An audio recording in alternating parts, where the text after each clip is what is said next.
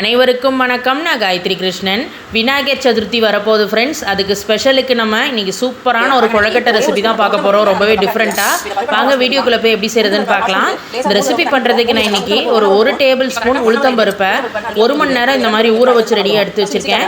இப்போ அரைக்கிறதுக்கு பார்த்தீங்கன்னா ஊறின உளுத்தம்பருப்பை தண்ணியெல்லாம் ஃபஸ்ட்டு ட்ரைன் பண்ணிவிட்டு வெறும் பருப்பை மட்டும் சேர்த்துடலாம். கூடவே கொஞ்சம் கருவேப்பிலை சேர்த்துக்கோங்க.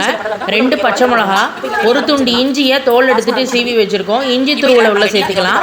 தேவையான அளவு உப்பு இந்த பருப்புக்கு மட்டும் சேர்த்துட்டு ஒரு 1/2 ஸ்பூன் மஞ்சள் பொடியும் சேர்த்துக்கலாம். இந்த அளவுக்கு கொஞ்சம் கெட்டியாக கொரகொரப்பாக அரைச்சி எடுத்து வச்சுக்கோங்க. இட்லி பிளேட்டில் கொஞ்சம் ஆயிலெலாம் அப்ளை பண்ணி வச்சுருக்கோம். அதில் நம்ம அரைச்சதை இந்த மாதிரி 2 தான் எங்களுக்கு வந்திருக்கு. அதில் நான் ஆயில் அப்ளை பண்ணிவிட்டு இந்த மாதிரி செட் பண்ணி வச்சுட்டேன். இட்லி பாத்திரத்தில் தண்ணி வச்சு இந்த பிளேட்டையும் வச்சு மூடி வச்சுருங்க. ஒரு 5 நிமிஷம் மட்டும் வேகட்டும். 5 மினிட்ஸ்க்கு அப்புறம் பார்த்தீங்கன்னா இந்த மாதிரி இட்லியாக அருமையாக ரெடியாகி வந்திருக்கும். கொஞ்சம் கை பொறுக்கிற அளவுக்கு சூடு வரட்டும். கொஞ்சம் ஆற விட்டுருங்க. ஆறுனதுக்கப்புறம் இந்த மாதிரி கையில் நீங்கள் உதுத்திங்கனாலே அருமையாக உதுக்க வரும்.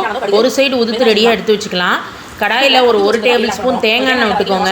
எண்ணெய் ஹீட் ஆனதும் கடுகு, பெருங்காயம் சேர்த்துட்டு நம்ம உதுத்து வச்சுருந்ததையும் உள்ளே ஆட் பண்ணிவிட்டு சேர்த்து இந்த தேங்காய் எண்ணெய் வாசனையோடு அப்படியே கலந்து விட்டு ஒரு 2-3 நிமிஷத்துக்கு மட்டும் மிக்ஸ் பண்ணி விட்டுக்கலாம். இன்னுமே நல்லா உதிரியாக வரும். இந்த மாதிரி வதக்கிட்டு பண்ணும்போது ரொம்பவே நல்லாயிருக்கும். இந்த அளவுக்கு கலந்து ஒரு சைடு எடுத்து வச்சுக்கோங்க. இப்போ இங்கே பேனில் நம்ம தண்ணி சேர்க்கலாம். நான் இன்றைக்கி 1/2 கப் அரிசி மாவில் தான் பண்ண போகிறேன். அதனால் நான் இன்றைக்கி 1/2 கப் தண்ணி விட்டுக்கிறேன். ஒரு அரிசி மாவும் கூட தண்ணி பிடிக்கும். அதனால் நீங்கள் அதுக்கேற்றவாறு பார்த்துட்டு சேர்த்துக்கலாம். எங்களுக்கு 1/2 டம்ளர் தண்ணி சரியாக இருக்குது 1/2 டம்ளர் மாவுக்கு. அதிலே தண்ணியிலே ஒரு ஸ்பூன் அளவுக்கு எண்ணெய் விட்டுட்டு மாவுக்கு மட்டும் உப்பையும் சேர்த்துட்டு 1/2 டம்ளர் நான் இன்றைக்கி கடையில் வாங்கின அரிசி மாவு தான் எடுத்திருக்கேன். அதையும் போட்டுட்டு இந்த மாதிரி கிளறி விட்டுக்கணும். தண்ணியோடு சேர்த்து நல்லா மிக்ஸ் பண்ணிவிட்டு மூடி வச்சுருங்க. ஒரு 10 நிமிஷம் அப்படியே செட் ஆகட்டும். இப்போ ஒரு 10 மினிட்ஸ்க்கு அப்புறம் பாருங்கள் எவ்வளோ சாஃப்டாக சூப்பராக இந்த மாதிரி வந்திருக்கு அப்படின்னு.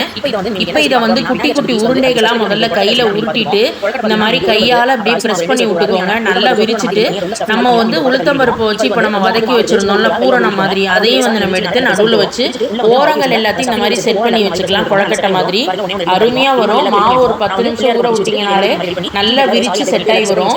இப்போ இட்லி பிளேட்டில் மறுபடியும் எல்லாத்தையும் அரேஞ்ச் பண்ணி மூடி வச்சுருவோம். ஒரு 5 to 7 மினிட்ஸ் எல்லா கொழக்கட்டையும் ரெடியாகி வரட்டும். இப்போ கரெக்டாக ஒரு 7 மினிட்ஸ் ஆயாச்சு. ஸ்டவ் ஆஃப் பண்ணிவிட்டு நல்லா ஆறுனதுக்கப்புறம் நீங்கள் எடுத்து பார்த்தீங்கன்னா கொழக்கட்டை சூப்பராக பாருங்கள் அவ்வளோ அருமையாக ரெடியாகி வந்துருக்கு.